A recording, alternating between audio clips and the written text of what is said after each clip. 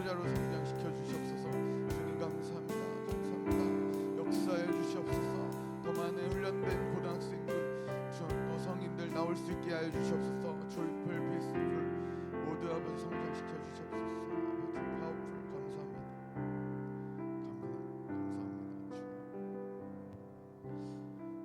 네, 할렐루야. 저희 오늘 이승만 사관학교 토요일 예배 나오신 성도 여러분들 예수님 이름으로 축복합니다.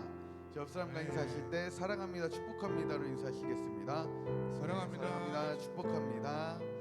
네, 한 번 더 인사하실 때 앞뒤로 정말 잘 오셨습니다로 인사하시겠습니다. 정말 잘 오셨습니다.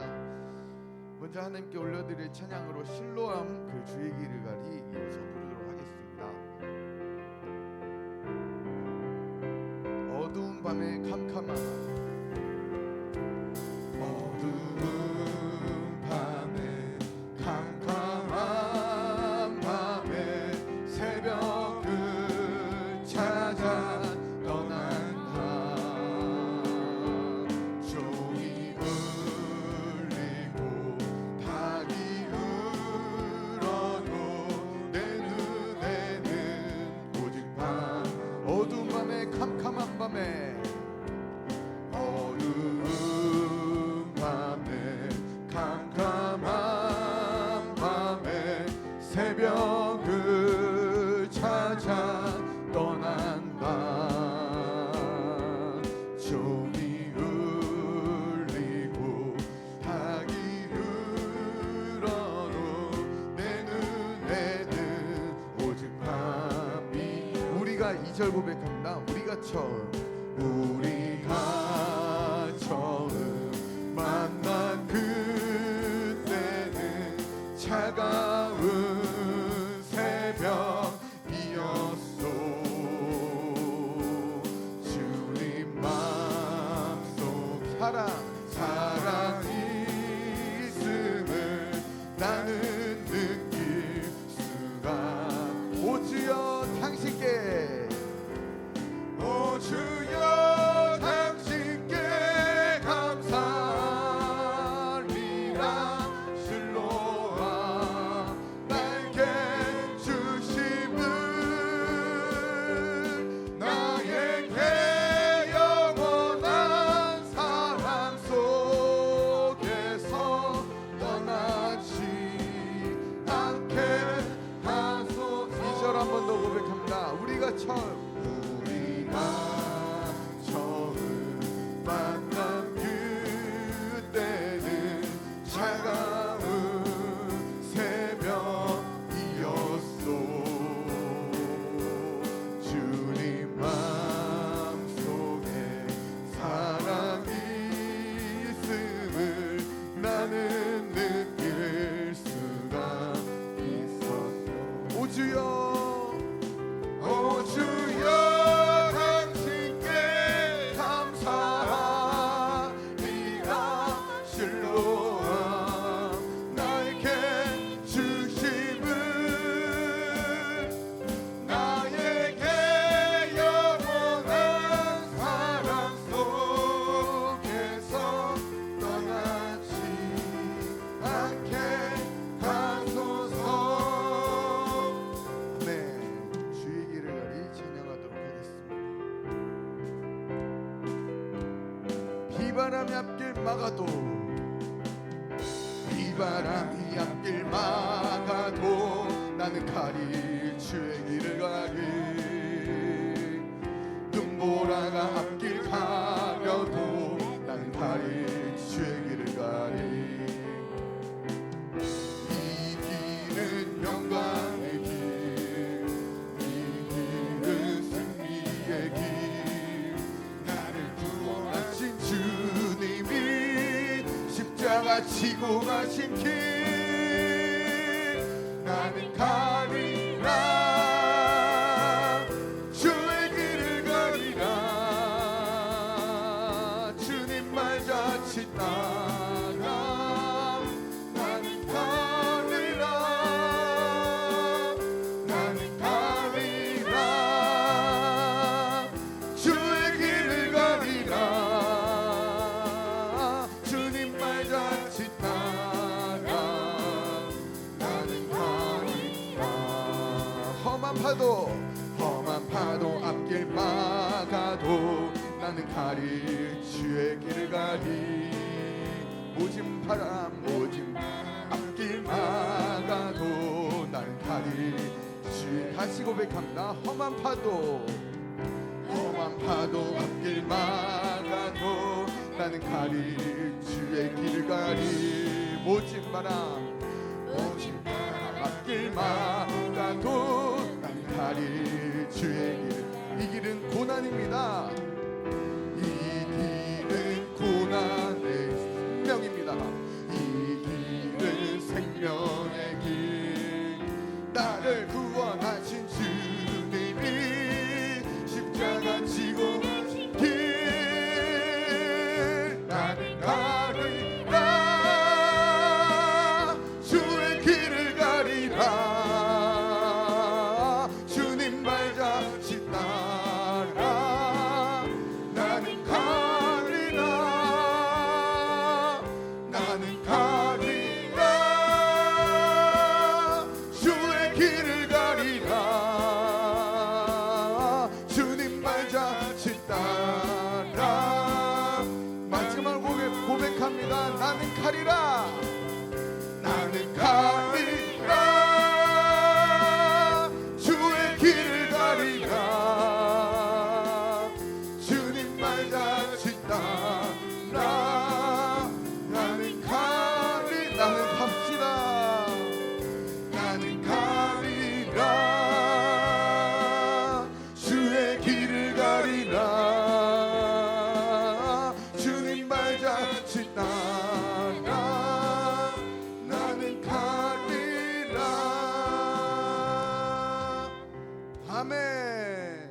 오늘 또 스피치하는 청년들 입술을 주관해 주실 하나님 기대하고 또 기대합니다. 그리고 저희 오늘 말씀도 우리 꿀같이 단 말씀들 우리 마음속 심령속 깊숙이 들어가서 일요일 주일도 잘 보낼 수 있도록 오늘 하루 은혜를 또 우리 토요일 이승만 사관학교 은혜를 받을 수 있도록 우리 주여 삼창하면서 우리 뜨겁게 먼저 기도하면서 마음문을 여는 시간 갖도록 하겠습니다.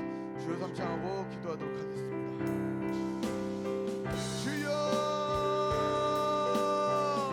주여 주여.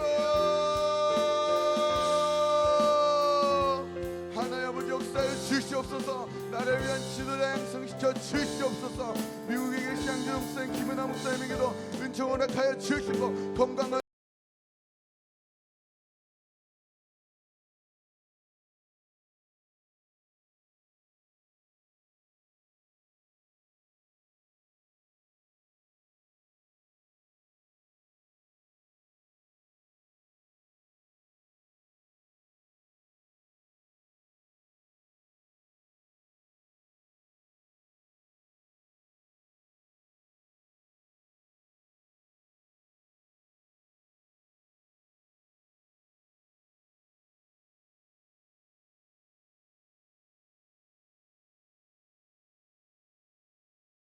시작하도록 하겠습니다. 전능하사 천지를 만드신 하나님 아버지를 내가 믿사오며 그 외아들 우리 주 예수 그리스도를 믿사오니 이는 성령으로 잉태하사 동정녀 마리아에게 나시고 본디오 빌라도에게 고난을 받으사 십자가에 못 박혀 죽으시고 장사한 지 사흘 만에 죽은 자 가운데서 다시 살아나시며 하늘에 오르사 전능하신 하나님 우편에 앉아 계시다가 저리로서 산자와 죽은 자를 심판하러 오시리라. 성령을 믿사오며 거룩한 공예와 성도가 서로 교통하는 것과 죄를 사하여 주시는 것과 몸이 다시 사는 것과 영원히 사는 것을 믿사옵나이다. 아멘. 네, 저희 함께 또 스피치하는 청년 스피치 시간입니다. 이 스피치 시간을 통해서 우리에게 정말 하늘의 지혜와 또 담대함과 말의 권세가 부어지기를 간절히 소망합니다. 우리 시간 한 분 한 분 올라오셔서 정말 나라를 위해서 또 이승만 대통령님을 사모하는 마음으로 우리가 함께 스피치하며 나아가실 때 하나님께서 반드시 우리에게 지혜를 부어주실 줄 믿습니다. 그러면 가장 먼저 이 기쁨 청년 나오셔서 스피치 해주시겠습니다.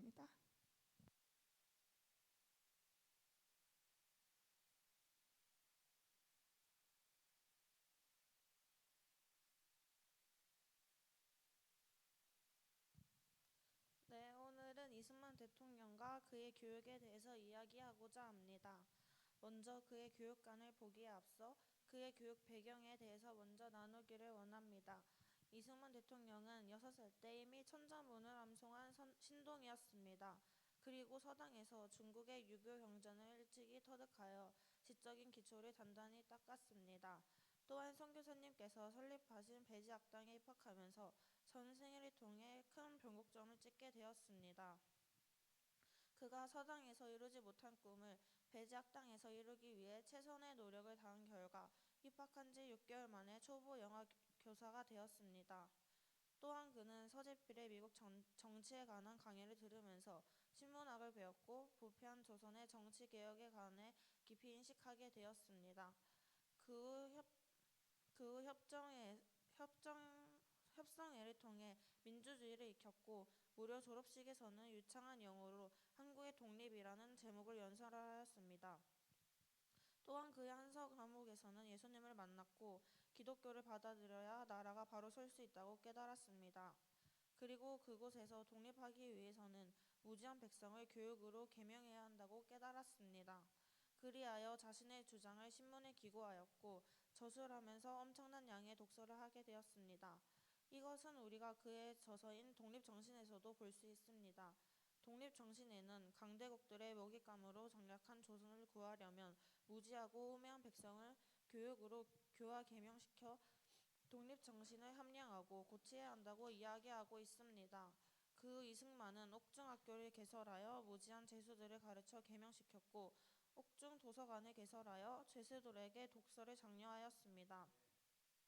이러한 것들이 화제가 되면서 외국인들도 격려와 함께 서적과 식품을 보내기도 하였습니다. 또한 기독교로 개종한 이승만은 많은 죄수를 기독교로 개종시켜 최초로 옥중에서 성경을 공부와 예배를 드리는 일을 이루어내기도 하였습니다. 이러한 죄수들은 후일 조선의 기독교 전도와 독립운동을 통해 국가를 발전시키는 데에 큰 일을 이루었습니다. 이들의 전도는 조선의 신분제도를 극복하고 남녀평등이라는 혁명을 일으켰으며 조선을 개화시키는 데에 큰 공을 세우게 되었습니다. 이후 1904년 8월 9일 한성 감옥에서 추록한 이승만은 즉시 상동 청년학원 교장으로 취임하게 되었습니다. 이때 그의 교육 학개론에 대해 볼 수 있습니다. 이승만은 이렇게 말했습니다.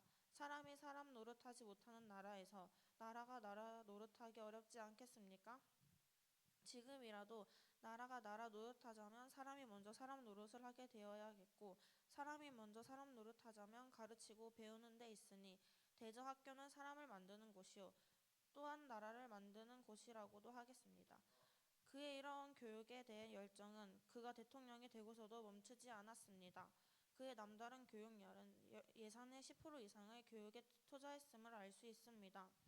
이승만은 1949년 무상초등교육 의무제를 도입하고 정부와 민간 단체들에 대해 성인을 상대로 한 문맹퇴치 운동을 하였습니다. 그 결과 문맹자 비율이 1948년 80%에서 1959년 22%로 낮아졌습니다. 그리고 이것을 점차 중등, 고등학교는 물론 대학 교육까지 확대해 나갔습니다. 초등학교가 1.6배, 중학교는 10배, 고등학교는 3.1배로 증가하게 되었습니다. 대학 진학률 또한 4배 이상 높아져서 해방 직후 19개였던 대학이 1960년도에는 63개로 증가하였으며 학생 숫자 역시 10만여 명에 이르게 되었습니다. 여기서 멈추는 것이 아니라 외국 유학도 획기적으로 증가해서 교육의 선진화를 이루게 되었습니다. 그리고 군대 역시 고급 인력화와 정예화로 튼튼한 국방력을 갖게 했는데 여기에는 문맹퇴치 운동도 한몫을 감당했다라는 것입니다. 이외에도 그의 교육에 관한 것들이 너무나 많지만 현재 우리나라를 살펴보기 원합니다. 다른 나라보다 훨씬 뒤처졌던 우리나라가 현재까지 올 수 있었던 것은 이승만의 교육 없이는 올 수 없었습니다.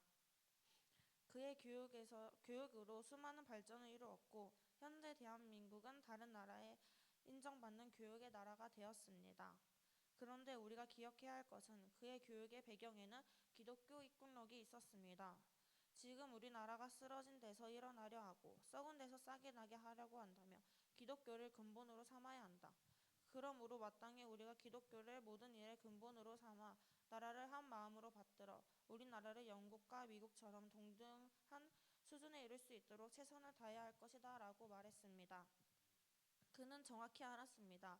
기독교를 기본으로 하는 국가가 세워져야지만 대한민국이 선진국이 될 수 있다는 것을 깨달았습니다. 그는 기독교 입국론과 교육 입국론을 동일선상에서 추구하였던 한국 최초의 인물이었습니다. 그 결과 우리나라는 앞서 말했듯 미국과 영국과 동일선상에 설 수 있을 만큼 큰 발전을 하였습니다. 그런데 현재 우리나라의 교육은 어떠합니까? 기독교의 바탕으로 교육이 이루어지지 않자 동성애, 사회주의, 잘못된 평등 이러한 잘못된 교육들이 넘쳐나고 있습니다. 그렇기에 먼저 우리가 반드시 기억해야 할 것은 교육 속에 엄청난 전체적인 일들이 일어난다는 것입니다. 그래서 크리스천들이 해야 할 것이 무엇인가? 오직 기독교를 근본 삼아 올바른 교육을 다시 구축해 나가야 한다는 것입니다. 이승만 대통령께서 말씀하셨던 것 같이 결국 교육이 나라를 살리고 교육이 모든 것의 밑거름이 된다라는 것입니다. 우리가 이 모든 것을 기억하여 교육에 힘쓰며 나아가며 잘못된 교육을 바로잡기 위해 움직일 때 반드시 대한민국이 지투국가까지 나아가게 될 줄을 믿습니다. 이상 스피치 마치도록 하겠습니다.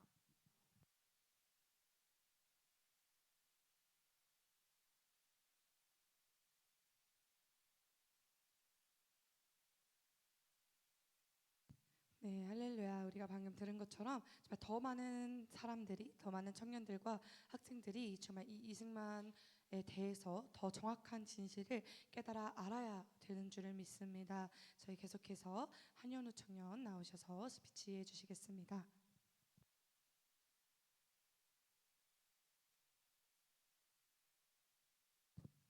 안녕하십니까. 저는 열방제자교회 김포성전을 섬기고 있는 27살 한현우 청년이라고 합니다. 오늘 제가 스피치할 제목은 자율마을의 주요성에 대해 스피치하고자 합니다. 우리나라에는 3,500개의 마을이 있습니다. 현재 우리도 모르는 사이에 자유민주주의가 위협받고 잘못된 법안들이 국회에서 계속 통과되고 있습니다. 총선 때 자유민주주의를 위협하는 좌파 사상을 가진 국회의원들이 다수 국회에 입성하였고 지금 활동하고 있습니다. 이대로라면 우리나라는 자유민주주의가 무너지고 우리나라는 더 이상 소망 없는 나라가 되고 말 것입니다. 그래서 3,500개의 자율마을마다 서명운동을 통하여 우리나라의 현실성을 구체적으로 알려야 합니다. 현재 국민의 절반이 자신도 모르는 사이에 좌파 사상으로도 물들어졌습니다. 그래도 감사한 것은 많은 애국 목사님들 통하여 많은 국민들이 깨어났습니다. 평범한 청년 중 한 사람인 저도 우리나라의 북한을 좋아하는 친북주의자, 북한을 따르는 종북주의자, 더 심각한 것은 김일성, 김정은, 김정은 이 3대 부자가 가르치는 주파 사상을 우리나라에 시킨다는 주파 세력이 있다는 걸 잘 몰랐습니다. 그러나 많은 애국 목사님들 통하여 이제는 우리나라는 공산화하라는 세력을 있다는 사실을 많은 국민들과 청년들이 깨어 알게 되었습니다. 얼마 전에서도 우리나라의 체제를 부정하고 무너뜨리려 하는 간첩들이 국정원에서 잡았습니다. 우리는 아직까지 잠자고 있는 국민들을, 특별히 청년들을 마을마다 깨워야 합니다. 저는 열방제자교회 김포성전을 다니면서 깨어났습니다. 이제 저도 제가 살고 있는 마음에 이승만 대통령을 배우고 가르치는 복음을 전하는 청년이 되겠습니다. 스피치 끝까지 들어주셔서 감사합니다.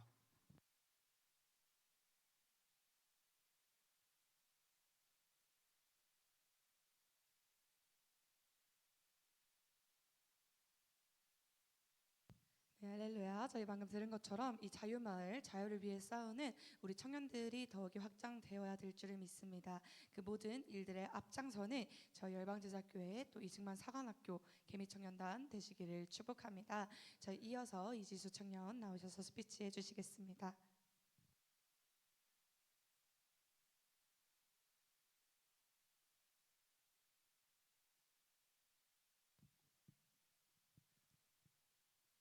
안녕하십니까. 이지수 청년입니다. 저는 오늘 신앙으로 나라의 기초를 세운 지도자 이승만 대통령에 대하여 스피치하도록 하겠습니다. 오늘 저는 대한민국 초대 대통령 이승만 대통령의 삶을 통해 신앙이 한 사람의 인생을 넘어 한 나라의 기초가 될 수 있음을 나누고자 합니다. 이승만 대통령은 대한민국의 초대 대통령이자 자유민주주의 국가 대한민국의 출발을 이끈 지도자입니다. 그러나 그는 단순한 정치인이기 전에 신앙 안에서 나라의 방향을 고민하던 그리스도인이었습니다. 그의 신앙 여정은 젊은 시절 감옥이라는 절망적인 공간에서 시작됩니다. 이승만 대통령은 독립협회의 활동과 항일운동으로 한성 감옥에 수감되었고 그곳에서 영어 성경을 읽으며 기독교 신앙을 깊이 받아들이게 됩니다.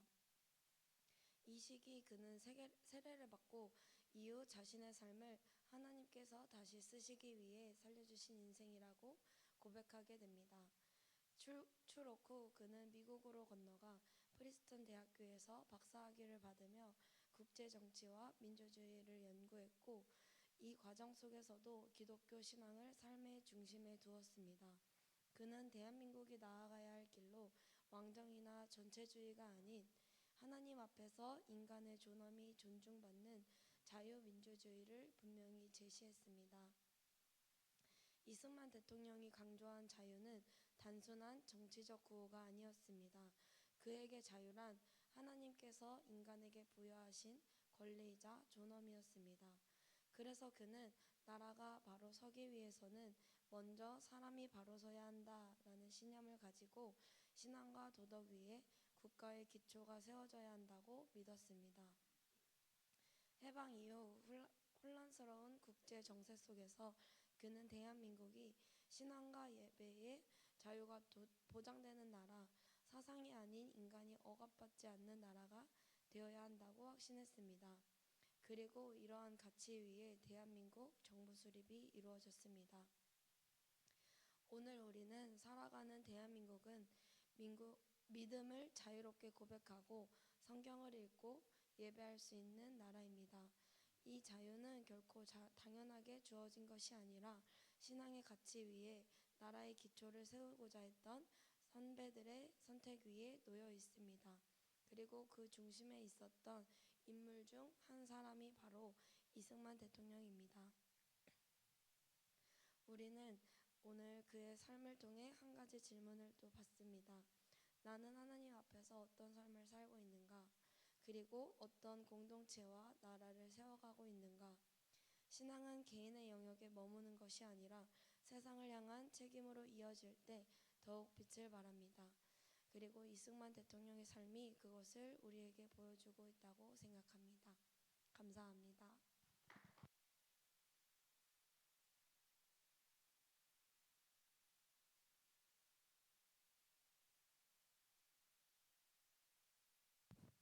네, 할렐루야. 저와 여러분이 정말 이 자유의 공동체를 세워가는 데 있어서 쓰임받고 또 그 일에 정말 믿음으로 달려나아가시기를 또한 축복합니다. 저희 계속해서 김혜녹 청년 나오셔서 스피치 해주시겠습니다.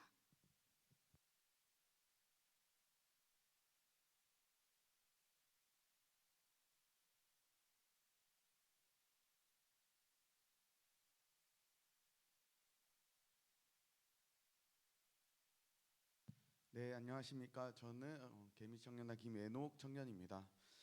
네, 오늘은 1925년에 설립된 이승만의 회사였던 동지식산의 설립 목적에 대한 스피치를 진행하도록 하겠습니다. 네, 여러분들이 만약에 사업을 시작한다면은 어떤 사업을 하시겠습니까? 이승만 대통령도 그때 당시에 사업을 시작을 했었는데요. 오늘 이승만과 대한인 동지회가 설립한 동지식산 회사의 목적에 대해 말씀드리고자 합니다. 일제강점기 당시에 많은 한국인들은 국내뿐 아니라 해외에서도 독립을 위해서 싸우고 있었습니다. 그 중에서 하와이에 거주하던 한인들은 열악한 노동 환경 속에서 생계를 유지하면서 독립운동을 이어가야만 했습니다. 이러한 상황에서 단순한 모금이나 후원에 의존하는 방식에는 한계가 있었고 보다 지속적이고 자립적인 독립적인 방법이 필요했습니다. 그런 문제 속에서 등장한 방법이 바로 동지식산 회사였습니다. 동지식산 회사를 설립한 목적은 세 가지로 나눌 수가 있는데 첫 번째로 독립운동의 자금 마련입니다. 쉽게 말해서 돈입니다. 독립운동도 의지와 열정만으로 지속될 수는 없습니다. 인쇄물을 제작하고 조직을 운영하고 국제 외교 활동하고 그리고 같이 밥을 먹는데도 돈이 필요합니다. 동지식산 회사는 농업과 그때 당시 임야 개발 같은 수익 사업 자금으로 활용하고자 했습니다. 외부에 의존하지 않고 이 스스로 돈을 벌어서 독립운동을 이어가려는 시도를 이승만 대통령이 첫 번째로 한 것입니다. 두 번째로는 이 한인 사회의 그 미국에서의 경제적 자립을 이승만 대통령은 꿈을 꾸었습니다. 지금도 호주 같은데 워킹홀리데이 같은 곳을 가면은 우리가 어떻게 하냐면 결국에 농장주나 아니면은 그 사업주의 그 밑에서 고용자로서 일을 하는 것처럼 그때 당시에도 당시 하와이 그 한인들은 대부분이 다 무슨 일을 했나 사탕수수 농장에서 저임금 노동자로 일하고 있었습니다. 이런 저임금 노동자로 일하고 있는데 이런 구조가 안정적인 생활 유지 자체가 어려웠고 아기들을 키우기가 너무 어려웠고 독립운동에 적극적으로 참여하는데도 한계가 있었습니다. 동지식산 회사는 그런 상황 속에서 토지를 매입해서 한인들이 직접 농지를 경작하고 운영할 수 있도록 함으로써 노동자가 아니라 자기 주체로 생활할 수 있는 자영적 주체라고 합니다. 살아갈 수 있는 기반을 마련하고자 했습니다. 그리고 그것은 단순히 경제활동을 넘어서 그 대한민국의 민족성, 자존심을 지키기 위한 노력이라고 볼 수도 있었습니다. 마지막으로 세 번째입니다. 세 번째 목적은 첫 번째는 이제 독립운동 자금 마련이고 두 번째는 이 한인 사회의 경제적인 독립이었습니다. 경제적인 자립이었습니다. 세 번째는 이제 한인 공동체를 건설하고자 했습니다. 여러분도 혹시 주택들 보면 공동주택이라고 아십니까? 공동주택을 보면은 그 한 가구만 있는 것이 아니라 두 가구, 세 가구가 함께 주택에 살면서 같이 밥을 먹을 때 시간이 내서 밥을 먹고 아기를 볼 수가 없으면은 잠깐 맡기고 직장을 야근을 한다면은 집에 있는 다른 가정에 전화를 해서 다른 부모님께 아이를 맡길 수 있도록 그런 주택 공동주택이란 것이 있습니다. 그런 것처럼 작은 의미로는 공동주택 이렇게 볼 수가 있겠지만 이승만 대통령이 생각한 것은 바로 한인 공동체 건설이었던 동지촌 계획입니다. 동지식산 회사는 단순히 돈을 버는 회사가 아니라 한인들이 함께 모여서 살면서 서로 의지하면서 도울 수 있는 공동체를 만들어 보고자 했습니다. 같은 언어와 문화를 공유하는 공간에서 얼마나 미국에서 그런 안정감을 느낄 수 있는 그런 기회의 장을 훈련의 장을 이승만 대통령이 또 실현하고자 했던 그런 마음들이 엿보이는 것 같습니다.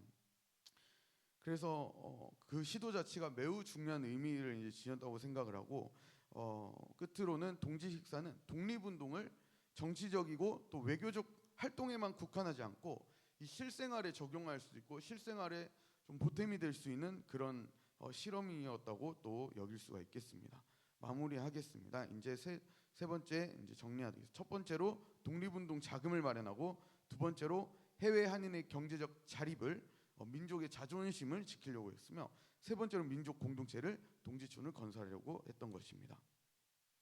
그래서 여러분 오늘 또 이렇게 정리를 해봤는데 이승만 대통령의 독립식산의 이제 식산을 설립한 목적에 대해서 여러분들도 알고 여러분들도 또 그런 배포를 가지는 그런 이승만 대통령 같은 나라의 지도자가 되시길 오늘 예수 이름으로 축복하며 오늘 스피치 마치도록 하겠습니다.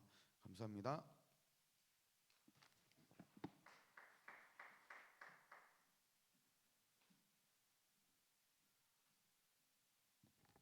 네, 저희가 이승만 대통령님에 대해서 공부하다가 보면 이 이승만 대통령님께서 정말 이 기독교적으로도 너무나도 뛰어나셨지만 정치적으로 경제적으로 우리 자유대한민국을 얼마나 높게 쌓았는지 우리가 알 수 있습니다. 그래서 방금 에녹 간사님께서 말씀하신 것처럼 이런 이승만 대통령님에 대한 진실을 다 외치고 전할 수 있는 그런 청년들이 또한 되시기를 예수님의 이름으로 축복합니다. 저희 이어서 이정수 청년 나오셔서 스피치 해주시겠습니다.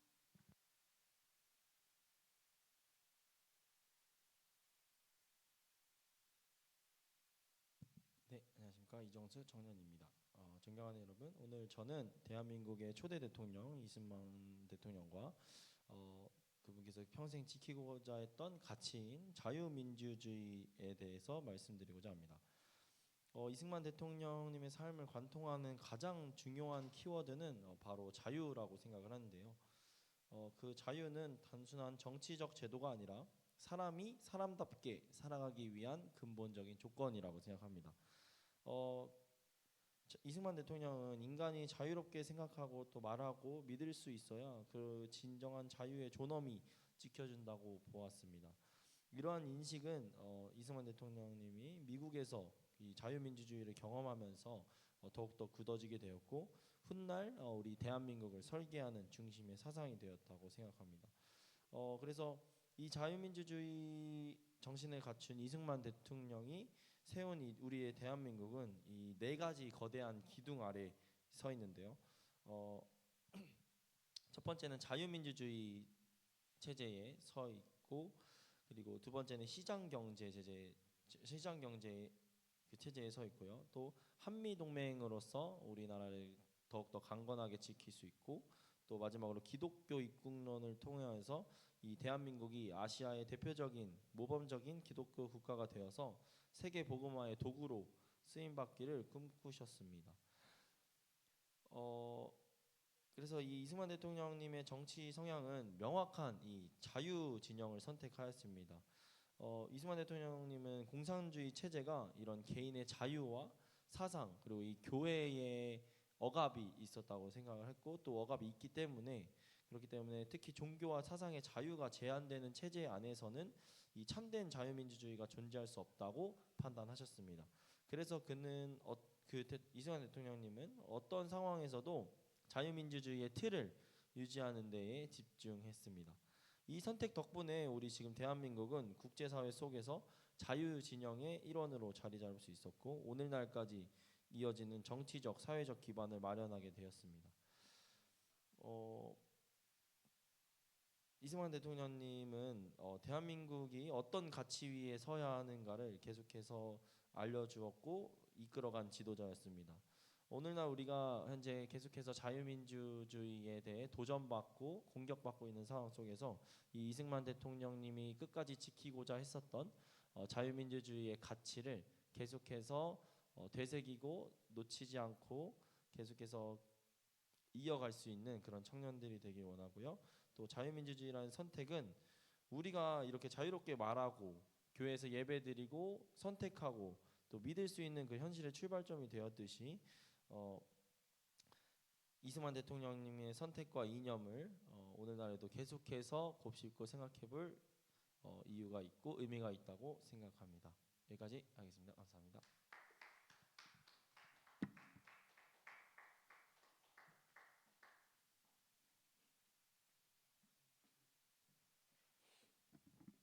네, 저희가 하나님의 은혜 가운데 선택된 이 자유민주주의를 절대로 공산주의에 빼앗겨서도 안 되고 그것을 잃어서도 안 됩니다. 우리가 이 자유민주주의를 위해서 끝까지 외치고 싸우며 나아가시는 또한 저희 청년들 되기를 간절히 소망합니다. 저희 마지막으로 최윤지 청년 나오셔서 스피치 해주시겠습니다.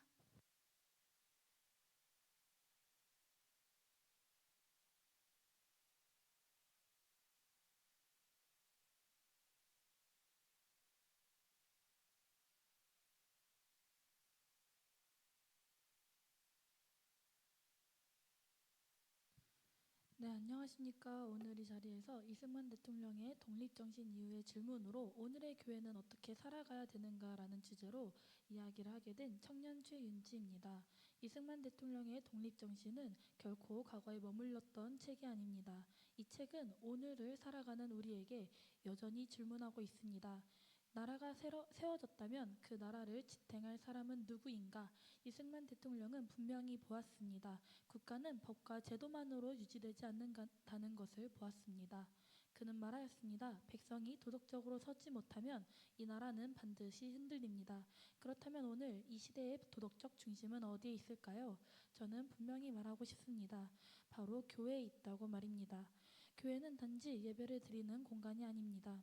국가가 없어졌을 때 민족을 품었고 교육이 무너졌을 때 학교의 역할을 감당하였으며 자유가 위협받을 때 침묵하지 않고 진리를 말하였던 공동체입니다. 그러나 오늘 우리는 다시 질문을 받고 있습니다. 교회는 여전히 깨어있는가? 아니면 시대의 흐름을 따르는 집단이 되었는가? 시대를 분별하는 공동체인가? 아니면 불편한 진실 앞에서 침묵을 택하는 공동체가 되었는가? 독립된 국민의 조건을 이승만 대통령은 독립정신에서 독립된 국민의 조건을 분명히 말합니다. 자유는 책임을 동반하지 않으며 곧 타락으로 변한다. 이 말은 오늘 특별히 권력을 가진 자들과 그 권력을 감시해야 할 공동체들을 향한 경고이기도 합니다. 지금 우리의 현실은 어떻습니까? 환율은 국민의 삶을 위협할 만큼 요동치고 있고 경제의 불안정은 고스란히 서민과 다음 세대의 부담이 되고 있습니다. 그럼에도 책임 있는 설명과 방향 제시는 보이지 않습니다. 대형 권력형 비리 의혹 앞에서 진실을 밝히는 것을 선택하는 것이 아닌 논란을 덮고 시간을 보내려는 모습은 국민에게 깊은 허탈감과 무능력함을 안겨주고 있습니다. 문제는 단지 정책의 실패가 아니라 책임을 지지 않는 태도 그리고 도덕적 기준이 무너진 권력의 모습이 이 나라를 더 요동치고 흔들고 있다는 것입니다. 이승만 대통령이 말한 독립국가란 단지 외세로부터 자유로운 나라가 아니었습니다. 도덕 위에 서 있는 나라, 책임을 아는 지도자가 있는 나라였습니다. 대한민국이 자유민주주의의 길을 선택할 수 있었던 이유는 완벽한 지도자가 있었기 때문이 아니라 자유에는 반드시 책임이 따른다는 분명한 가치 위에 국가를 세웠기 때문입니다. 그러나 오늘 우리는 다시 묻지 않을 수 없습니다. 권력은 책임을 지고 있는가? 자유는 방종으로 변질되지 않았는가? 국가는 국민 앞에서 정직한가? 그리고 이 질문은 결코 정치인에게만 해당되는 질문이 아닙니다. 교회를 향한 질문이기도 합니다. 신앙을 권리처럼 소비하고 은혜를 핑계로 현실을 책임을 외면하고 살아가는 순간 교회는 사회적 신뢰를 잃습니다. 침묵은 중립이 아닙니다. 침묵은 때로 가장 안전한 선택처럼 보이지만 결국 불의의 편에 서게 만드는 선택이 될 수 있습니다. 그래서 오늘 이승만 대통령의 독립정신 이후에 교회가 붙들어야 할 태도는 분명합니다. 첫째, 진리를 타협하지 않는 신앙입니다. 시대가 무엇을 옳다 말하든 교회는 하나님의 말씀을 기준으로 서야 합니다. 둘째, 자유를 지키는 신앙입니다. 자유와 생명, 가정과 다음 세대가 흔들릴 때 교회는 침묵하지 않고 말해야 합니다. 셋째, 책임을 가르치는 교회입니다. 권력은 책임을 져야 하고 자유는 감당할 수 있는 사람에게만 주어져야 된다는 사실을 다음 세대에게 분명하게 가르쳐야 합니다. 넷째, 나라의 방향을 분별하는 교회입니다. 정치에 휘둘리는 교회가 아니라 국가의 미래를 바라보며 하나님의 기준으로 판단하는 공동체가 되어야 될 줄을 믿습니다. 이승만 대통령께서는 대한민국을 하나님 앞에서 세워진 나라로 보셨습니다. 그렇다면 오늘 그 나라를 지켜낼 책임은 바로 신앙을 가진 우리에게 있습니다. 역사는 다시 한 번 더 우리에게 묻고 있습니다. 나라를 세운 세대는 지나갔습니다. 그 나라를 지킬 세대는 과연 누구입니까? 이 질문 앞에 이제 교회가 다시 대답해야 될 때인 줄을 믿습니다. 역대하 7장 15절 말씀입니다. 내 이름으로 일컫는 내 백성이 스스로 낮추고 기도하면 내가 그들의 땅을 고칠지라. 아멘. 오늘 이 말씀이 이 시대의 교회와 바로 우리를 향한 부르심이 되기를 바랍니다. 우리가 그 시대인 줄을 믿습니다. 함께 끝까지 이기길 원합니다. 감사합니다.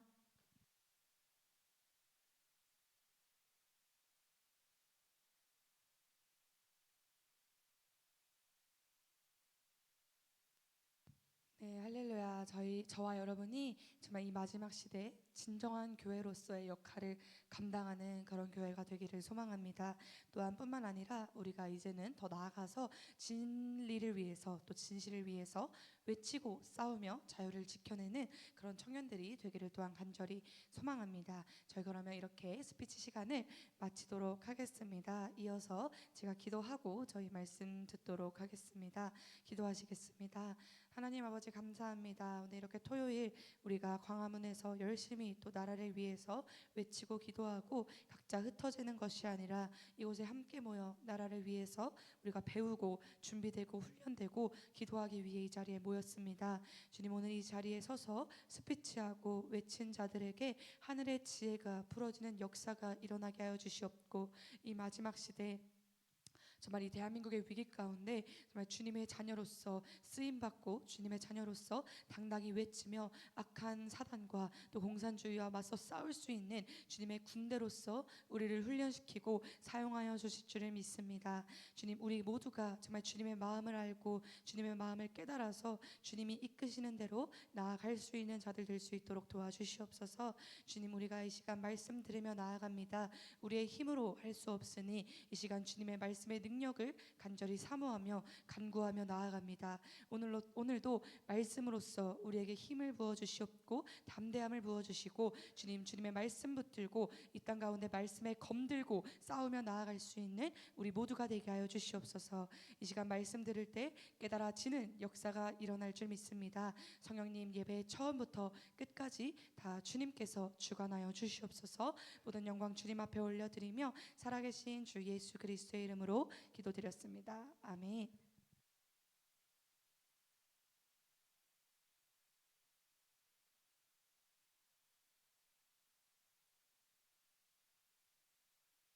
네, 오늘 본문 말씀은 창세기 2장 7절부터 17절까지 읽겠습니다.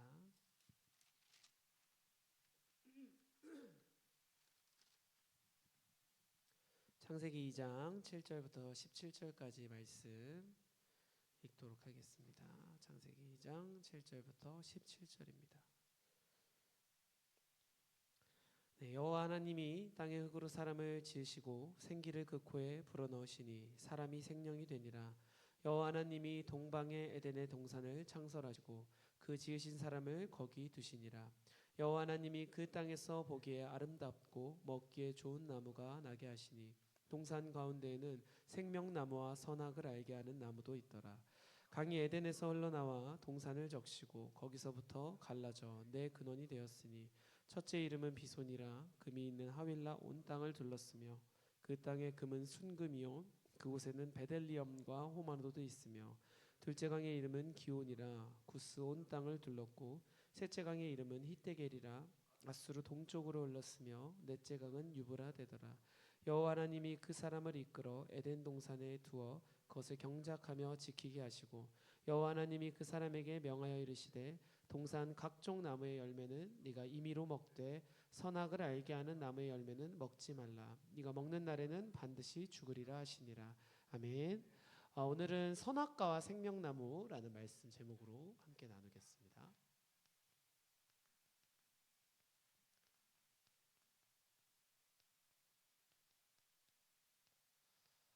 네, 우리가 이 선악과와 생명나무의 하나님께서 주신 마음을 우리가 깨닫는다면 분명하게 어떻게 살아야 되고 어떻게 나아가야 되는지를 아시게 될 줄 믿습니다.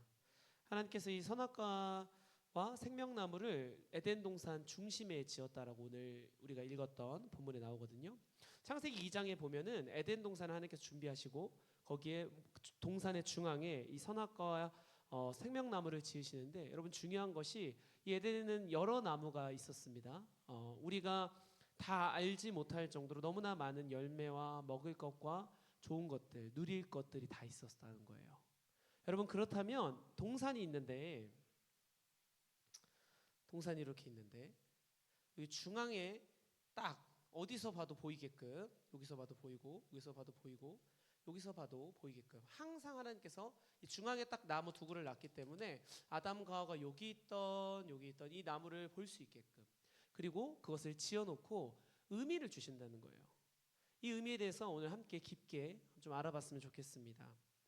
먼저 선악과는 어떤 의미이냐면 잘 아셔야 됩니다. 선악과는 여러분 경계선입니다. 경계선. 뭐 말이야 달라질 수 있을 것 같아요. 하지만 그 의미에 대해서 잘 아셔야 될 줄 믿습니다. 왜냐하면 이 선악과는요, 우리 사람이 하나님과 같아지지 못하게 하는, 하나님처럼 되려고 하는 그런 교만한 죄를 막기 위한 아주 중요한 경계선이 되는 거예요. 루시엘이 원래 사단이 아니었을 때 어떻게 하다가 루시퍼가 돼버리죠? 하나님과 같이 되려고 하는 그 교만이라는 것, 그 교만함 하나 때문에 가장 위대한 천사였던 루시엘이요, 루시퍼가 돼버립니다. 하나님께서 가장 싫어하시는 죄가 여러분 뭐냐면 교만이에요. 교만. 이 교만을 우리가 하지 않도록, 이 사단이요 그렇게 파멸해버리고 나서 인간이 지어진 것을 보고 사단이 가장 먼저 하는 게 뭐냐면 인간들을 망가뜨리고 싶은 거예요. 왜 그럴까요? 하나님께 버림받았기 때문에. 루시퍼는 하나님이 가장 슬퍼할 게 뭘까? 하나님께서 내가 어떻게 하면 하나님이 가장 힘들어 하실까? 여러분, 그것만을 연구한다라는 거예요. 그래서 오늘 이 본문 말씀에 읽진 않았지만 다음 장 창세기 3장에 가보면 사단이 하와에게 먼저 다가가서 유혹을 합니다. 어떻게 유혹하죠? 3장 5절 6절 우리 함께 읽어보면 좋겠습니다. 창세기 3장 5절 6절 말씀입니다. 너희가 그것을 먹는 날에는 너희 눈이 밝아져 하나님과 같이 되어 선악을 알 줄 하나님이 아심이니라. 여자가 그 나무를 본즉 먹음직도 하고 보암직도 하고 지혜롭게 할 만큼 탐스럽기도 한 나무인지라. 여자가 그 열매를 따먹고 자기와 함께 있는 남편에게도 주매 그도 먹은지라. 아멘. 여기서 뭐 여자가 먼저냐 남자가 먼저냐 그런 건 별로 중요하지가 않습니다. 중요한 건 뭐냐면 사단이 사람에게 접근할 때 자기가 실패한 방법, 자기가 하나님과 같이 되려고 했던 그 마음을 똑같이 사람에게 줬다라는 거예요. 그게 왜냐면 하나님이 가장 슬퍼하는 것이니까. 하나님이 원치 않는 대로 사람이 넘어져 버리면, 선악과 먹어버리면 그냥 끝나버리는 거거든요. 그래서 사단이 택한 방법이 루시엘이 루시퍼가 됐던 그 방법을 줬다라는 거예요. 그게 뭐예요? 선악과를 먹는 거예요. 여러분, 근데 이 선악과를 하나님께서 왜 경계선으로 우리에게 주셨냐면, 이 루시엘이 루시퍼가 될 때 이 교만함, 하나님과 같이 되겠다라는 그 마음, 그래서 하나님께서는 그 마음을요 여러분에게 맞게끔 해주는 거예요. 다시 얘기하면 선악과가 있기 때문에 내가 이것만 먹지 않으면, 이걸 먹는 순간 사람이 무슨 죄를 저지르는 거예요? 하나님과 같이 되겠다, 하나님과 같이 내가 될 수 있겠다. 하와가 어떻게 해서 유혹에 넘어간 줄 아세요? 하나님과 같이 선악을 분별할 수 있겠다 싶어서 이 열매를 따먹습니다. 3장에 그렇게 나오거든요. 여러분, 성경을 잘 읽으시다 보면 여자가 지혜롭게 할 만큼 탐스럽기도 한 나무인지라 여자가 그 열매를 따먹은지라. 그래서 그 열매를 보고 사단의 말을 들으니까 진짜로 이거 먹으면 하나님과 같이 될 것 같은 거예요. 그래서 그 열매만큼은 먹지 말았어야 됐어. 다시 얘기하면 선악과는 하나님이 딱 한 가지 법을 주셨는데 에덴 동산에, 그게 뭐였냐면 이것만 안 먹으면 너희들 괜찮아. 이거 먹는 순간 교만이 시작되는 거예요. 이거 먹는 순간 하나님과 같이 되겠다라는 것을 선택하는 거예요. 그래서 여러분, 다시 얘기하면 이 선악과는요 하나님이 주신 경계선이자 축복인 거예요. 너희들 이것만은 안 넘었으면 좋겠다. 왜냐면 그러면 그 위대한 천사도 쓰러져 버리는 거예요. 루시엘이 루시퍼가 돼버리는 거예요. 여러분이 평생 그렇게 고통스럽게 살기를 원치 않으시는 거예요. 그게 하나님 마음인 줄 믿습니다. 그래서 이 선악과는 경계선이고, 다시 얘기하면 축복이에요. 여러분을 지키기 위한 하나님의 아주 귀한 방법이었던 거예요. 할렐루야. 여러분, 이걸 절대 잊으시면 안 됩니다. 그리고 나서 한 나무를 옆에 더 주세요. 그게 무슨 나무죠? 생명나무는 그럼 왜 주셨을까요? 생명나무는 먹으면 영원히 사는 거예요. 여러분, 잘 생각해 보세요. 여러분이 선악과를 먹지 않고 생명나무만 먹는다면 하나님과 그 기쁜 시간들을 어떻게 하는 거예요? 계속 누리면서 사는 거예요. 계속 주님 예배하고 주님과 정말 혼인잔치 하듯이, 결혼하듯이 그렇게 살아가는 거예요. 하나님의 마음은 여러분 이 나무 딱 두 그루만 봐도 알 수가 있는 거예요. 동산의 가장 중심에 너희들 이것만큼은 넘지 마. 이것만 안 넘으면 너 살 수 있어. 그 딱 법 하나 주시고요. 그리고 나랑 영원히 함께하자.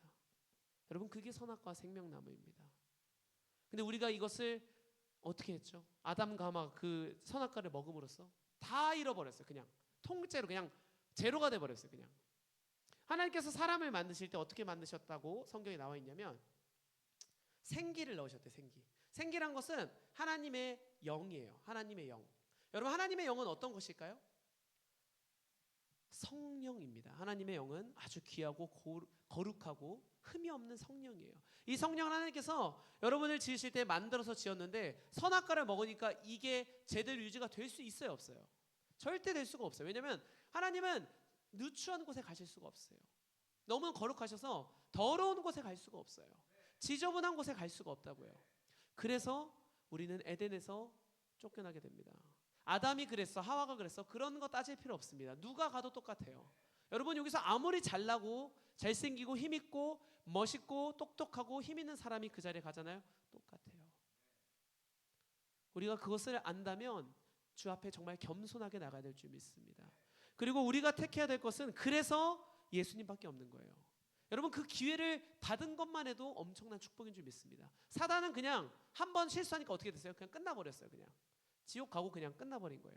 근데 하나님께서는 너무나 사랑하신 나머지 사람에게는요 한 번에 더 기회를 주세요. 그게 예수님이시고 그게 우리가 이 교회 와서 영접 기도를 하는 이유예요. 왜요? 영접 기도하는 순간 여러분 안에 있던 이 선악과의 원죄, 이 답이 안 나오는 이 죄를 어떻게 하신대요? 해결해 주시겠대요. 용서해 주시겠대요. 여러분, 이게 우리가 교회 처음 와서 하는 것들입니다. 오늘 이 얘기를 말씀드리면서 우리가 원래 지어진 받은 이유는요, 원래 하나님이 우리를 만드신 이유는요, 여러분과 평생 관계 맺기 위함이에요. 여러분과 평생 친구하고 싶으시대요. 여러분과 평생 신랑 신부하고 싶으시대요. 여러분 생각해 보세요. 신랑이 한 나라의 모든 것을 다 가진 왕이라면 신부는 어떨까요? 그걸 다 누리는 자들 아니겠어요? 그렇게 하기를 원하신대요. 그렇게 하고 싶으셔서 여러분을 만드셨는데 우리가 망가져 버린 거예요. 그래서 우리가 선택해야 될 것은 딱 한 가지밖에 없어요. 뭐예요? 다시 원래대로 돌아가는 거예요. 다시 원래 상태로. 여러분, 그 방법이 오늘 여러분이 나온 이 예배밖에 없는 줄 믿습니다. 우리가 드리는 이 예배 없이는요, 절대로 원래 상태로 돌아갈 수가 없어요. 답이 없거든요. 다른 방법은 죽었다 깨나도 없습니다. 교회를 10년, 20년 다녀도요, 이 방법을 제대로 모르면 의미가 없다라는 거예요. 그래서 그 방법에 대해서 아주 명쾌하게 알려드리겠습니다. 우리 사도행전 2장 38절 함께 읽겠습니다. 사도행전 2장 38절이에요. 사도행전 2장 38절. 네, 가능하시다면 성경을 꼭 직접 찾아보시면 좋겠습니다. 왜냐면 그렇게 해도 기억이 잘 안 나는데 핸드폰으로 찾으잖아요. 절대 안 외워져요. 절대 기억이 안 나요. 사도행전 2장 38절 함께 읽습니다. 베드로가 이르되 너희가 회개하여 각각 예수 그리스도의 이름으로 세례를 받고 죄 사함을 받으라. 그리하면 성령의 선물을 받으리니. 아멘. 베드로 사도가 뭐라고 얘기하냐면 여러분한테 예수 그리스도의 이름으로 세례를 받아야 되는데, 그래서 죄 사함을 받아야 되는데 그 전에 꼭 해야 될 게 있대요. 뭐래요? 오늘 말씀에 뭐라고 나와 있죠? 두 글자? 회개하래요. 여러분, 이 회개함 없이 절대 아무리 교회에서 봉사 열심히 하고 아무리 헌금 1조를 내고 별 다른 무슨 짓을 해도요, 착한 일 아무리 많이 해도요 안 돼요. 절대 안 돼요. 우리의 매일의 삶에 이 회개가 있어야 될 줄 믿습니다. 왜냐하면 이유가 있어요. 회개를 하면 뭘 주신다고 하냐면 성령을 선물로 주신대요. 그리고 죄사함을 주신대요. 두 가지를 주신대요. 죄를 사해 주신대요. 여러분, 죄를 사함 받아야만 여러분 원래 모습으로 돌아갈 수 있거든요. 그리고 두 번째 선물을 주신대요. 그게 뭐래요? 뭘 주신대요? 성령을 주신대요. 우리 또 말씀 찾아보겠습니다. 고린도전서 2장이에요. 고린도전서 2장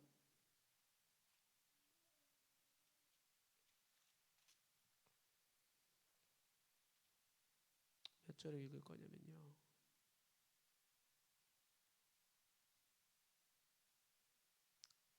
몇 절이었죠? 갑자기 기억이 안 나네. 잠시만요. 그래서 2장 제가 후서를 보고 있었어요. 그래서 2장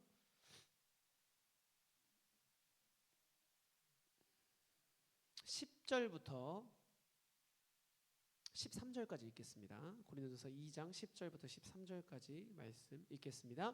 오직 하나님이 성령으로 이것을 우리에게 보이셨으니 성령은 모든 것 곧 하나님의 깊은 것까지도 통달하시느니라.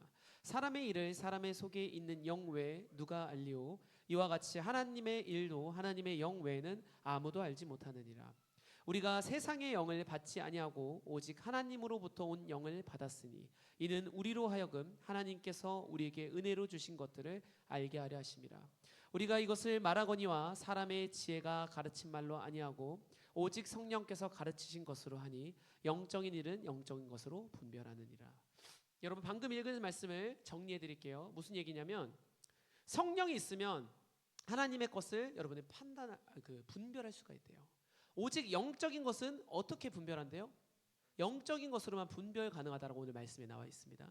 중요한 것은 이 영적인 것을 여러분이 모르잖아요. 그러면 사단과 싸울 수 있을까요, 없을까요? 못 싸워요. 그냥 삽질만 하고 있는 거예요. 절대 이길 수가 없어요. 사단이 여러분 어떻게 공격하는지를 알고 어떻게 나를 힘들게 한지를 깨닫고, 여러분 하와가 뱀에게 넘어가듯이 그렇게 넘어질 수밖에 없다니까요. 그래서 우리가 반드시 영적인 것을 분별해야 되고요. 그와 반대로 12절에 보니까 세상의 영을 받은 사람들은요 어떻게 하냐면 14절에 나옵니다.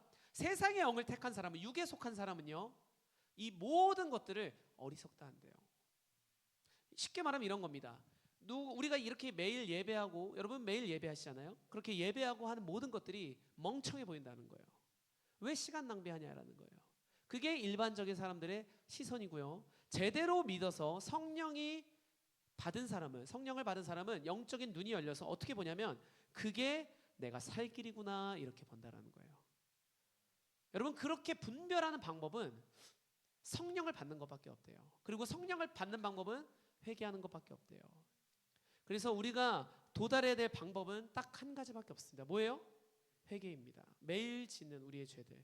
오늘도 여러분 어떻게 살아오셨어요? 눈으로 무엇을 봤고 무슨 말을 했고 속으로 누굴 비난하진 않았는지. 여러분 이 모든 것들을 아주 구체적으로 회개해야 될 줄 믿습니다. 그게 없이 성령 충만하게 산다고요? 불가능해요. 성경에 나와 있으니까. 우리가 정말 깨어 있고 싶다, 하나님 제대로 믿고 싶다, 여러분 제대로 하려면 정말 회개하시고 교회에 매일 예배하면서 죄 습관들을 끊어내셔야 돼요. 회개는 맨날 하는데 이런 사람이 있어요. 예배의 자리는 안 나오는 거예요. 혹은 아무 생각 없이 앉아있어요. 여러분 그럼 어떻게 되는 줄 아십니까? 회개는 하거든요. 주님 잘못했습니다 하고 집에 가서 똑같은 데 또 짓는 거예요. 그럼 무슨 의미가 있어요? 아무짝이 쓸모없는 짓을 하고 있는 겁니다. 쉽게 말하면 우리는 반드시 회개하는 것뿐만 아니라 매일 예배하며 또 목회자의 말에 순종하면서 좀 부서져야 돼요. 이 지정의를 반납하는 시간이 있어야 될 줄 믿습니다. 오늘 그래서 그 시간을 겪은 여러분이 계속 스피치하고 계신 이승만에 대해서 좀 아주 짧게만 나눴으면 좋겠습니다. 이승만의 그것을 9개의 동그라미로 목사님 맨날 말씀하시잖아요. 9개 맞나요? 하나, 둘, 셋, 넷. 네. 어린 시절 열심히 외웠습니다. 오늘 말씀 전하려고. 배제학당 다 아시죠? 아멘. 네, 그다음 여기 한성 과목 가셨고, 저도 몰랐거든요. 네, 열심히 외웠습니다. 그리고 미국 유학이죠. 네. 독립운동하셨고 귀국하시고, 그리고 이제 미국으로 가셔서 또 독립운동을 하십니다. 네. 그리고 건국전쟁이 있었고, 그다음 뭐가 있었죠? 아멘. 6.25가 있었고, 그다음에 말년 이렇게 됩니다. 여러분들 오늘 이것을 여러분 스피치 하셨고 내용을 저보다 더 잘하실 거예요. 챗GPT도 알 수도 있고 너무 쉬운 시대잖아요, 그렇죠? 좀만 검색하면 다 나오잖아요. 그렇게 공부하시면 됩니다. 그리고 외우시면 돼요. 근데 중요한 것은 여기서 발견해야 될 게 있습니다.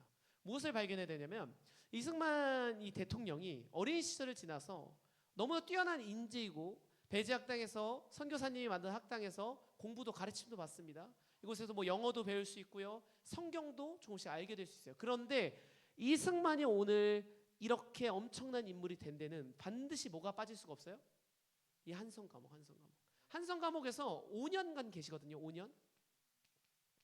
5년간 거기서 여러분 하신 게 무엇일까요? 성경을 누구보다 열심히 읽으세요. 그리고 영어 공부를 그렇게 열심히 하세요. 그리고 책까지 집필을 하세요. 무슨 책이죠? 독립정신이라는 책까지 집필하십니다. 여러분 감옥에서 누구는 인생을 그냥 내려놓고 포기해버리고 그냥 끝나버려도 되는데, 이승만 대통령은 이 감옥 여기서 빨간 딱지 붙으신 거예요. 사형수로. 죽을 날만 기다리는 거라니까요. 죽을 날만 기다리는 사람이 뭘 한다고요? 공부를 해요. 이상하지 않으세요? 여러분 언제 죽을지도 몰라요. 사형수는 여러분 치명적인 게 뭔지 아십니까? 죽을 날을 몰라요. 절대 안 알려줘요. 그 사람이 먼저 미쳐버릴까 봐. 사형수는 예를 들어 사형 집행이 되면 사형 집행되는 당일까지도 죽는 날짜를 모른대요. 그게 사형수입니다. 근데 이승만 대통령이 뭐 하냐면 공부하세요. 공부하시고 또 준비하시고 계속 하시고 나서 그 다음에 이곳에서 주님을 만나셔요. 그래서 정말로 달라진 인생을 살고 또 나라를 위해서 뛰어들기 위해서 이 한성 과목에서 어떤 것을 경험하시냐면 정말 우리가 얘기하고 있는 복음의 7대연합에서 얘기하고 있는 뭐예요? 죽음의 시간을 보내는 거예요. 여러분 이 죽음의 시간이 있어야만 반드시 그 다음 시간이 있는 줄 믿습니다. 이승만 대통령이 이 한성 과목이 있었기 때문에 그 다음부터 엄청난 일들을 해나기 시작하시는데 미국 유학 가서는 세계에서 가장 위험 있는 세계 대학교를 졸업하시고 그 다음에 독립운동 오셨다가 이 독립운동이 이제 국내에서는 제대로 될 수가 없기 때문에 외교 정치를 통해서 바꾸시기 위해서 미국으로 또 넘어가십니다. 여러분 이런 것들이 가능하려면요 우리가 딱 국내에 왔는데 이 상태로는 이 나라 답이 없는 거예요. 바로 어떻게 하세요? 바로 미국으로 쏘세요. 그리고 거기서 외교를 하기 시작해요. 대한민국이라는 나라를 알리기 시작해요. 그렇게 일하기 시작하는 거예요. 여러분이 이런 눈이 어떻게 열릴 것 같으세요? 성령 충만함 없이는 이런 눈은 절대 있을 수가 없는 줄 믿습니다. 이승만 대통령님은 이 한성 과목에서 주님을 만났기 때문에 이 모든 일들이 이루어집니다. 근데 저는 오늘 무엇을 한 가지 얘기하고 싶냐면 여러분 잘 보세요. 우리가 말하고 있는 이 복음의 7대연합 모든 것들은요 어떤 것이냐면 주님을 만나고 여러분이 죽어지는 시간이 있고 여러분의 인생의 부활의 시간이 있고 그렇게 됐을 때 다스림의 시간도 있고 여러 가지를 얘기합니다. 근데 많은 그리스도인들이 넘어지는 게 뭔지 아세요? 마지막에 가면 어떤 모습이어야 될까요? 축복받는 모습? 아니면 뭐 다스리는 모습? 아니면 좀 위대한 지도자로 존경받는 모습? 여러분 이런 게 있으면 참 좋겠어요. 근데 그럴 수도 있지만 그렇지 않은 경우도 있더라고요. 이승만 대통령의 삶을 보면요 사실은요 우리의 눈에는 너무나 멋지고 능력 있고 위대한 삶이지만 당사자는 어땠을까요? 당사자는요 끝도 없는 좌절을 맛봤어야 될 거고요 끝도 없는 죽음의 시간을 계속 반복했을 거예요. 왜냐하면 그리고 나서 이 미국 독립운동 끝나고 나서 건국전쟁이 뛰어드시고요 이때 앞에서 배웠던 것들 그리고 미국에서 독립운동하면서 미국의 대한민국을 알렸던 모든 것들을 총합해서 건국전쟁에서 이 좌파 사상을 다 공산주의를 몰아내고 대한민국을 지키십니다. 할렐루야. 그리고 나서 6.25가 터지고 말년까지 이어지는데 여러분 저는 이승만 대통령의 삶을 보면서 어떤 것이 깨달아졌냐면 우리 삶에 여러분이 훈련을 받고 이 교회에서 계속 제자 훈련을 받고 나아가다 보면요 여러분 삶은 어떻게 달라져야 될까요? 전 거기에 집중을 해봤습니다. 무슨 얘기를 말씀드리고 싶냐면 우리가 계속 훈련을 받고 나아가다 보면 여러분이 이루어야 되는 것들이 있을 거예요. 비전도 있고요 꿈도 있고요 좀 잘 살아보고 싶기도 할 수 있고요 돈도 좀 많이 벌어야 될 것 같고요 멋진 신랑 신부 예쁜 신부 만나야 될 것 같고요 기가 막힌 일들이 막 이루어져야 될 것 같은데 이승만 대통령 삶에는 그렇진 않았던 것 같아요. 지나고 나 보니까 진짜 귀중한 분이었구나. 이제야 우리가 깨닫는 시간이라는 거예요. 여러분 우리가 믿는 사람들이 그럴 수도 있다라는 거예요. 우리는 그런 각오 하나쯤은 하고 신앙생활 해야 될 줄 믿습니다. 우리 성경에서 이와 비슷한 인물이 있더라고요. 제가 느끼기에는. 그래서 그 인물을 함께 또 나눠봤으면 좋겠습니다. 모세라는 인물입니다. 출애굽기에 보면은 모세라는 인물이 나와요. 여러분 이 모세라는 인물이 처음부터 그렇게 위대한 지도자였을까요? 아니요. 사실 모세는 죽기까지도 이스라엘 백성들 때문에 너무나 고생한 결국 가나안 땅을 보지 못한 아주 고난만 받다가 그래도 하나님께 인정받고 사랑받은 그런 지도자였습니다. 여러분 이 모세라는 인물이 어땠냐면 처음에 제가 요즘에 이 청년회장이라는 그 자리가 너무 부담스럽더라고요. 모세란 얘기를 전하기 전에 제 얘기를 잠깐 해드리면 청년회장이라는 자리가 별거 하는 건 없는데 겁나 부담스러워요. 목사님께서 막 여러 가지 얘기를 하시기도 하고 이런 걸 해봤으면 좋겠다. 아까 예배 시작하시기 전에도 한 명 한 명 다 연락을 해서 다 오게끔 하고 누가 빠졌는지 체크하고 항상 목회자의 마음으로 해야 되고 막 엄청 많은 얘기를 막 하세요. 그리고 교회에 뭔가 문제 있는 거 보면은 제일 먼저 달려가서 해야 될 것 같은 이런 책임감도 들고 여러 가지 것들을 보는데 제가 하면 할수록 이 교회 안에는 너무나 달란트 있는 친구들이 많습니다. 간사님들도 그렇고 청년들도 그렇고 더 저보다 훨씬 리더십 있는 사람들도 많고 여러분이 세상 일을 하든 교회에서 사역을 하든 항상 그럴 거예요. 우리가 무슨 일을 하든 나보다 잘한 사람들이 있습니다. 근데 제가 이것을 너무 오래 하다 보니까 이런 생각이 드는 거예요. 하나님 굳이 저한테 이걸 왜 시키십니까? 저보다 잘하는 사람 너무나 많은데, 너무 리더십 있는 사람들 많고, 너무 사람들 이렇게 재밌게 말씀 전하는 사람들도 너무 많고, 능력 있는 사람들도 많고, 그런 것이 저를 되게 누르더라고요. 너무 힘들게 하더라고요. 저기 그런 부담감이 있었는데, 그러면서 모세라는 인물을 묵상합니다. 그런데 이 모세가요, 어떤 인물이었냐면, 우리는 결과만 항상 기억하죠. 모세는 위대한 인물일 거야. 아주 위대한 통치자야. 이스라엘 백성들을 애굽에서 끌고 데리고 나오는 엄청난 인물이야 라고 얘기하지만, 다 찾아왔는데 모세가 하나님께 제가 했던 고백을 똑같이 하거든요. 하나님이 왜 저입니까? 왜 저를 택해갖고 귀찮게 이렇게 하십니까? 여러분, 이 얘기를요, 모세가 출애굽기 3장 11절에 한번 하고요, 출애굽기 4장 10절에 한 번 더 하고요, 출애굽기 5장 22절부터 23절에 한 번 또 하고요, 출애굽기 6장에 또 하고요, 매 장마다 그 얘기를 하고요, 시간이 흘러서 광야에서 민수기에서 또 그 얘기를 하고요, 계속해서 반복합니다. 모세가 하나님께 하는 얘기가 뭐냐면, 주님 왜 하필 접니까? 저는요 말도 잘 못하고요, 저는 아무 능력도 없고요, 전 리더십도 없고요. 그런 얘기를 하나님께 막 합니다. 근데 여러분, 하나님께서 어떻게 답변해 주실 것 같으세요? 모세에게 위로를 해주시면 참 좋을 것 같아요. 제가 만약에 모세였다면 하나님께서 그래, 그래도 힘들겠지, 그래도 힘내서 한번 해보자, 아니면 너무 힘들면 내가 더 잘하는 사람을 뭐 세워줄게, 너 좀 쉬어가라 라고 했으면 좋겠는데, 하나님 아주 단호하신 분이세요. 절대 그렇게 안 하시더라고요. 모세가 나는 말을 못하는 사람입니다 라고 얘기하거든요. 우리 말씀 한 구절 찾아볼까요? 출애굽기 3장으로 갑시다. 3장 11절 말씀이에요. 먼저 읽고 4장까지 함께 읽어보겠습니다. 출애굽기 3장 11절 말씀 읽어보겠습니다. 모세가 하나님께 아뢰되 내가 누구이기에 바로에게 가며 이스라엘 자손을 애굽에서 인도하여 내리까? 이게 하나님께서 모세를 택했을 때 모세가 대답한 말이에요. 여러분, 두 번째 말씀도 찾아봅니다. 출애굽기 4장 10절이에요. 모세의 속마음이 드러납니다. 4장 10절 읽습니다. 모세가 여호와께 아뢰되 오 주여, 나는 본래 말을 잘하지 못하는 자니이다. 주께서 주의 종에게 명령하신 후에도 역시 그러하니 나는 입이 뻣뻣하고 혀가 둔한 자니이다. 여러분, 이렇게 얘기합니다. 하나님, 저는 아무 능력도 없고요, 200만 명 애굽에서 이스라엘 백성 데리고 가야 되는데, 여러분 말을 잘해야 될까요, 못해야 될까요? 말 기가 막히게 해야 되지 않을까요? 사람 한마디 하면 막 현혹돼야 되지 않겠어요?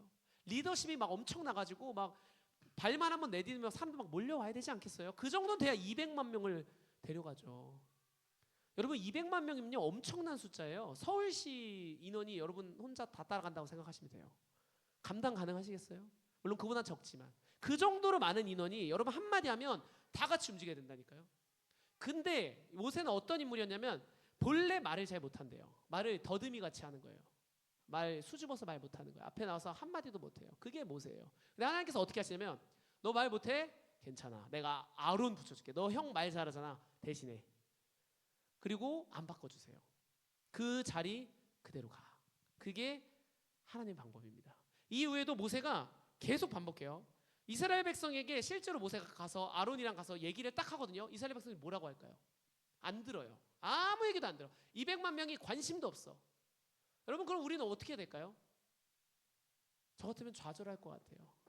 나 지금 200만 명 끌고 나가야 되는데 한 명도 내 말을 안 들어.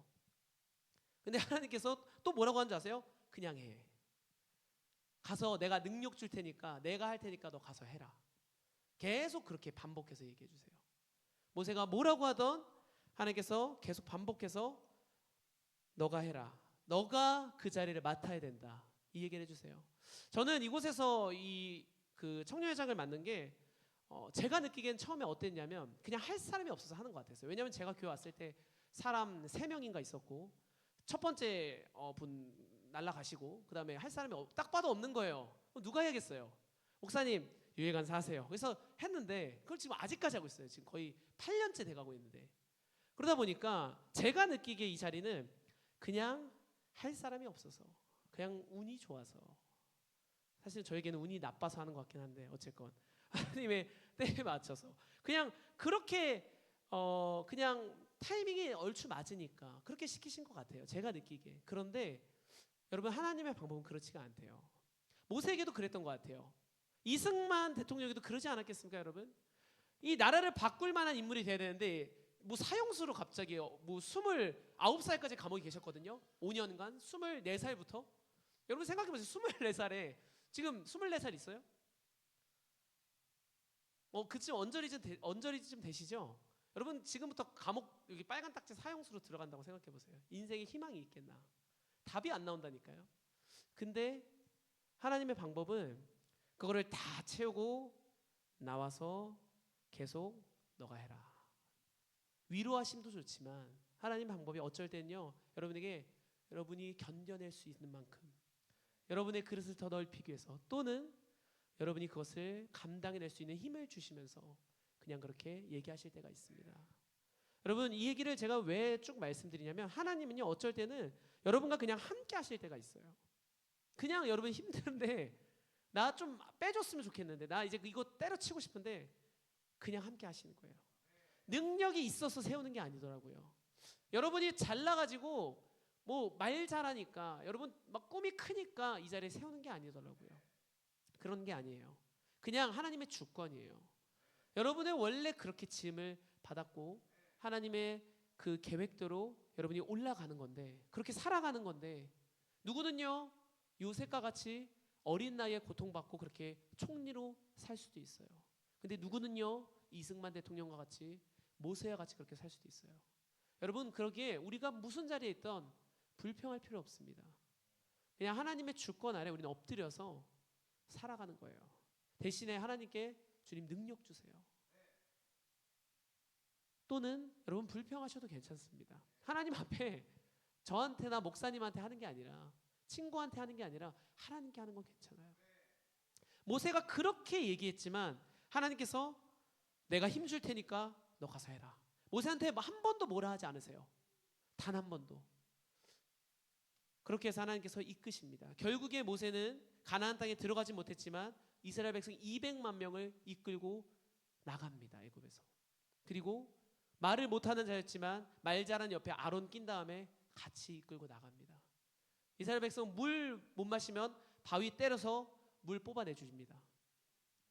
여러분 그게 말 못하는 자의 방법 그 능력이었고 사람들 앞에 설 수 없는 살인자의 능력이었고 그게 모세라는 인물이었고요. 이승만 대통령은 그 감옥에서 답이 없는 사형수라는 이 딱지를 받고 그 다음에 이 살아냈던 이 모든 과정 중에 삶이었습니다. 여러분 그렇게 우리의 현재의 삶의 모습에 집중하지 않으시길 축복합니다. 오늘 말씀의 제목과 같이 선악과와 생명나무에서 하나님께서 여러분을 만들고자 하는 원래 본연의 모습이 분명히 있으세요. 근데 그 길이 쉬울 수도 있고요. 어려울 수도 있고 그 다음에 조금 고난의 길을 겪다가 그렇게 주님 만날 수도 있습니다. 그런데 그것에 우리가 집중하는 것이 아니라 하나님께 훈련받는 이 교회 안에서 예배하면서 여러분이 제자 훈련 받고 가는 그 모든 길 가운데 주님을 신뢰하셨으면 좋겠습니다. 그리고 더욱더 단단해지기를 기도하셨으면 좋겠습니다. 그리고 절대로 주님께서 우연히 나를 이 자리에 세우셨나 보다. 찬양인도 악기 자리 여러분 봉사하는 거 여러분 절대 우연이 없는 줄 믿습니다. 하나님이 예정해 놓으신 거예요. 여러분 그 자리에 세우려고. 여러분 아니면 안 돼요. 다시 말씀드립니다. 말을 잘해서 그 자리에 쓴 게 아니에요. 뭐 악기를 연주를 잘해서 그 자리에 있는 게 아니에요. 능력이 있어서 그 자리에 있는 게 아니라 그냥 하나님의 선택인 줄 믿습니다. 그래서 우리가 이 교회 안에서 예배하며 훈련받으며 정말로 제대로 예배하며 나아갈 때 하나님께서 여러분을 그렇게 원래의 모습대로 사용하실 줄 믿습니다. 그러기 위해서 우리가 가장 먼저 해야 될 것은 뭐라고요? 회개함입니다. 오늘 말씀을 마무리하면서 우리에게 그 회개함이 없이는 절대로 그렇게 될 수 없어요. 그냥 교회는 다니는데 어영부영 시간 보내다가 그냥 대충 그냥 끝나는 거예요. 인생 그냥. 여러분 그렇게 되고 싶으세요? 제대로 예배해서 정말 주님께 쓰임받는 세상의 기준이 아니라 하나님 앞에 정말 대박 쓰임받는 돌아보니까 한 나라를 구해버린 그런 이승만과 같은 인물 되시길 축복합니다. 정신 차려보니까 이스라엘을 다시 한번 하나님 앞에 데리고 나온 200만 명을 끌고 나온 모세와 같이 되시길 축복합니다. 여러분, 그러면 그것이 축복된 삶인 줄 믿습니다. 그래서 우리가 해야 될 것은 회개함이요, 예배함이요, 그다음에 목회자의 말에 순종인 줄 믿습니다. 그렇게 될 때 우리가 원래의 모습, 원래 본인 하나님께서 여러분을 만드셨던 모습이 될 것입니다. 아멘. 우리 주기도문 하시고 함께 찬양하고 기도하겠습니다. 하늘에 계신 우리 아버지여, 이름이 거룩히 여김을 받으시오며 나라의 임하옵시며 뜻이 하늘에서 이루어진 것 같이 땅에서도 이루어지이다. 오늘날 우리에게 일용할 양식을 주옵시고 우리가 우리에게 죄 지은 자를 사하여 준 것 같이 우리의 죄를 사하여 주옵시고 우리를 시험에 들게 하지 마옵시며 다만 악에서 구하옵소서. 대개 나라와 권세 영광이 아버지께 영원히 있사옵나이다. 아멘. 주의 길을 가리 우리 함께 찬양하고 기도합시다. 함께. 네, 같이 함께 불러주세요. 네, 찬양하시는 분들.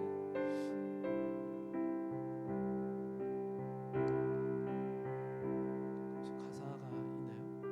악보 하나만 주시겠어요?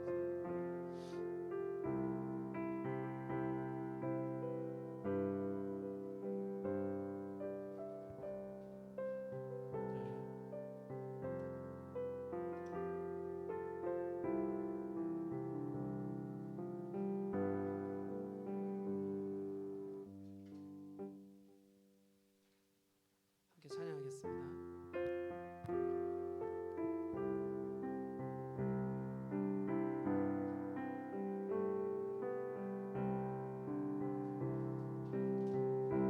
비바람이 앞길을 막아도 나는 가리 주의 길을 가리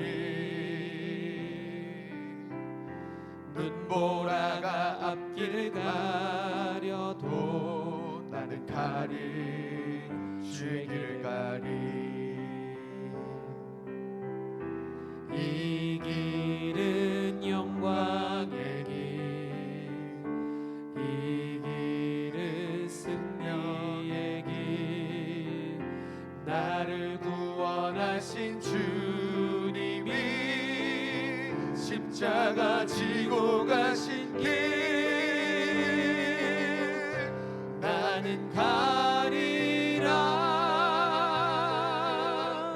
주의 길을 가리라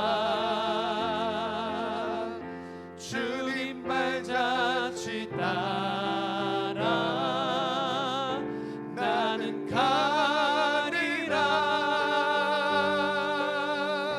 나는 가리라 주의 길을 가리라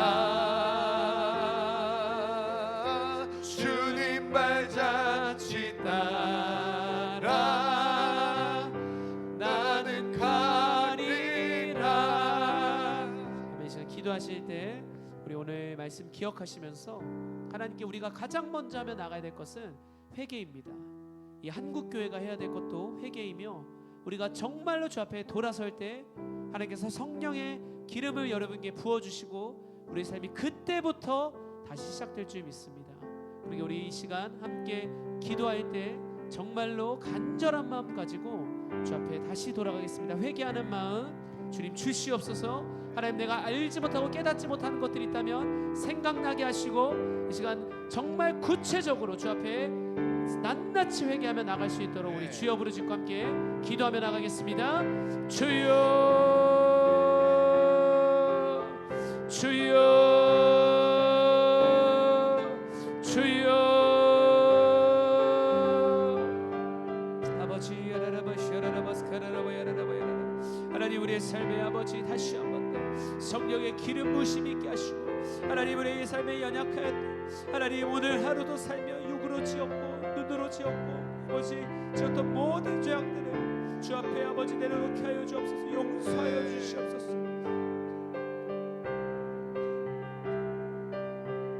주여 하나님, 아버지가 우리가 부르짖어 기도할 때 하나님 우리가 주셨던 모든 죄악들 생각나게 하시고 주 앞에 다시 한번 돌아서서 하나님 정말로 우리의 죄악들 다 박살내고 내려놓고 하나님 돌아가게 하여 주옵소서. 성령을 구하며 하나님 주님의 인도하심 가운데 머무는 자들 되게 하시고 하나님 주님의 이끄심 가운데 놓여있는 귀한 모든 예배자들 될 수 있도록 아버지 역사하여 주시옵소서. 오 아바야라라바 샤라라바 스카라라바 야라라바 야라라바 아바야라라바 야라바 야라바 야라바 야라바 야라바 주여 아바야라라바 샤라라바 스카라라바 야라라바 야라라바 하나님 우리가 어디에 있든지 어떤 상황일지라도 하나님 주님만 붙잡게 하시고 주님만 바라보는 역사가 있게 하여 주시고 매일 예배하는 가운데 아버지 우리 삶에 묶여있던 모든 것들이 풀어지며 죄의 습관들이 다 끊어지게 하여 주옵소서. 하나님 주님을 신뢰하며 달려나갈 수 있는 모든 예배자들 될 수 있도록 붙잡아 주시고 성령의 인도하심 가운데 살아가는 예배자들 되게 하여 주옵소서. 아버지 우리의 연약한 죄악들의 시간을 다 회개하고 끌어내길 소망합니다. 결단하는 역사가 있게 하시고 육체의 정욕들 하나님 아버지 탐심 뭐 어떤 것일지라도 게으른 것 아버지 생각으로 말로 짓는 이 포괄하는 것들 다 끌어내게 하여 주옵소서. 주님 용서하여 주시고 다시는 그곳을 바라보지 않고 오직 주님께만 나아갈 수 있는 결단함이 있는 예배자들 되게 하여 주옵소서. 오 주님 감사합니다. 감사합니다. 역사하여 주시옵소서. 주여 라라바시아라라바스카